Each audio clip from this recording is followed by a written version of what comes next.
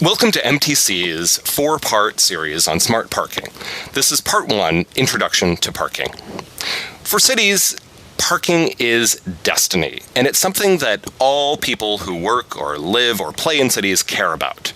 Residents want to make sure that there's a parking space near their house and that they have space for their guests. Business owners want to make sure that there are front door available spaces for customers and places for their employees to park. Developers want to make sure that they have enough parking to be able to finance their projects, but not too much parking to make their projects unaffordable. Cities want to make sure that they have the right number of parking spaces and that that parking is well managed, but not too many parking spaces so that they become automobile oriented. Transit agencies want to make sure that automobile dependent customers are able to access transit, and regional agencies like MTC want to make sure that smart parking policies are implemented, knowing that they are key to meeting our regional economic development, congestion management, quality of life, social equity, and air quality goals. But how parking is built and how it is designed has a huge impact on what our communities look like. In this simple example from the Bay Area, you can see that when parking is dedicated to individual land uses, that oftentimes we're providing more parking space than we have building space, and that our environments are given over overwhelmingly to the automobile instead of people. When parking is provided free, it also has a significant impact on our choices about how to get around. While walking is free, it's time-consuming and it may not be convenient in bad weather. Similarly, biking might be free, but it might not feel safe or comfortable to bike, or it may be difficult to carry groceries. Transit could be useful if it's available, but it costs money. So if driving is faster and if parking is free, why not drive for all of our trips? One reason we shouldn't assume that all people will drive for all trips is that parking is expensive to provide. If we just want to build a surface parking lot, you can figure it costs about $5,000 per parking space to build that lot, not counting land value. If you build a parking structure above ground, figure that those spaces cost about $25,000 per space.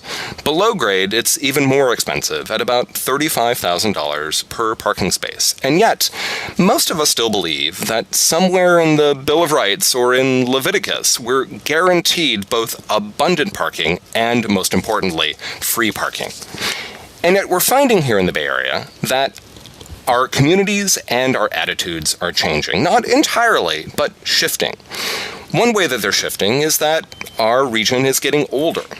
Older people are driving less and are more interested in being able to walk in order to maintain their health as they get older. Similarly, the boomer population is increasingly valuing walkability and quality of life and not automobile-oriented landscapes. More importantly, younger people are no longer seeming to believe that automobiles will bring them autonomy, freedom, and sex. And instead, they're more interested in their social networks, both on foot and through electronic media. And yet, in most of our communities, we're still assuming that a one-size-fits-all solution works for parking based upon data from previous generations and previous demographics. But what if that number is not right for you or for your community? More importantly, why do we assume that parking is a fundamental human need, so important that it needs to be provided free for all trips? We have to remember that parking demand, like demand for any other good in our society, is a factor not just of supply, but also of price.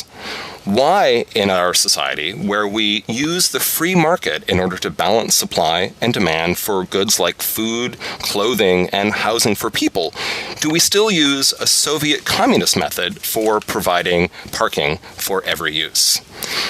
Indeed, why do governments regulate parking so that we require housing for cars, but not for people?